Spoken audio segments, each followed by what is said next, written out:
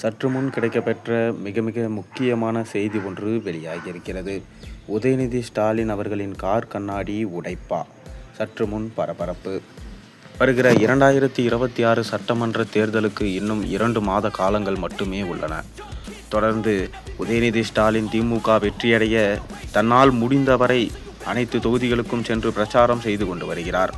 ஆனால் இப்படி சட்டசபை நெருங்கி வரும் இந்த நேரத்தில் உதயநிதி ஸ்டாலினின் கார் கண்ணாடி, அதுவும் சேப்பாக்க தொகுதியில் உடைத்தது மாபெரும் ஒரு பிரச்சனையை உண்டு பண்ணியிருக்கிறது. தொடர்ந்து சேப்பாக்கம் தொகுதியில் உள்ள இளைஞர்களுக்கு உதயநிதி ஸ்டாலின் செய்த துரோகம்தான் உதயநிதியின் கார் கண்ணாடி உடைப்புக்கு காரணம் என்கின்ற தகவலும் தற்போது வெளியாகியிருக்கிறது.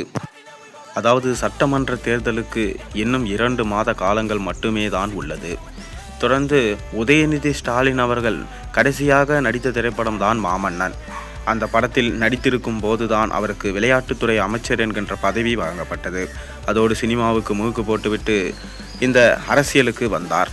தொடர்ந்து சினிமாவில் கடைசியாக நடித்த மாமன்னன் படத்தின் ப்ரொமோஷன் போது அப்போது அங்கு இருந்த சில இளைஞர்கள், அதாவது சேப்பாக்கம் தொகுதியில் இருந்த இளைஞர்கள், உதயநிதியின் கையெழுத்து இருந்தால்தான் தங்களால் அரசு வேலை பெற முடியும் என்கின்ற நிலைமையில் இருந்திருக்கிறார்கள். ஆனால் கடைசியில் அவர்களுக்கு ஏற்பட்ட நிலைமைதான் ரொம்ப மோசமான நிலைமை. உதயநிதியோ ப்ரமோஷன் வேலைகளில் ஈடுபட்டு இருந்ததால் இவர்களுக்கு கடைசியில் அரசு வேலை கிடைக்காமல் போய்விட்டது.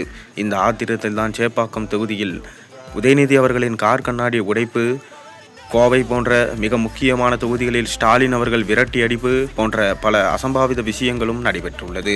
தொடர்ந்து இதுபோல நடைபெற்றால் கண்டிப்பாக திமுக இம்முறை ஆட்சியை பிடிக்க முடியாது என்கின்ற செய்திகளும் வெளியாகியிருக்கிறது. அதாவது திமுக மக்களுக்கு நல்லதை செய்திருந்தால் மக்கள் கண்டிப்பாக அவர்களுக்கு தங்களது வாக்குகளை செலுத்தியிருப்பார். ஆனால் திமுக ஆட்சியில் ஊழலும் லஞ்சமும் கொள்ளைகளும் மட்டுமே தான் அதிகரித்து கொண்டே செல்கிறது. இதனால் தான் மக்கள் எதிர்ப்பு வாக்கு என்பதை திமுக பெற்று வருகிறது. மேலும் காங்கிரஸ் கூட்டணியும் இல்லாமல் காங்கிரஸ் பிரிந்து தாவேகா பக்கம் செல்ல இருக்கிறது. அது மட்டுமில்லாமல் விசிகாவும் ஆட்சியில் பங்கு, அதிகாரத்தில் பங்கு என கேட்டுக்கொண்டிருக்கிறார்கள். ஆனால் உதயநிதி ஸ்டாலினோ இல்லை, தாங்கள் பெரும்பான்மையுடன் ஆட்சி அமைக்க வேண்டும், அதனால் தங்களுக்கு 170 தொகுதிகளுக்கு மேலே வேண்டும், இதனால் கண்டிப்பாக ஆட்சி அதிகாரத்தில் எந்த கட்சிகளுக்கும் பங்கு கிடையாது என்பதை திட்டவட்டமாக கூறிவிட்டார்கள். மேலும் இப்படி செல்லும் இடங்களெல்லாம் திமுகவை விரட்டியடித்தால் கண்டிப்பாக இம்முறை திமுக வெற்றியடையாது, எதிர்க்கட்சி தலைவர் அந்தஸ்து கூட கிடைக்காது என்கின்ற தகவலும் தற்போது வெளியாகியிருக்கிறது. நீங்கள் என்ன நினைக்கிறீங்க? திமுக வெற்றியடையுமா தோல்வியடையுமா? உங்கள் கருத்துக்களை மறக்காமல் கீழே கமெண்ட் வாயிலாக தெரிவிங்க.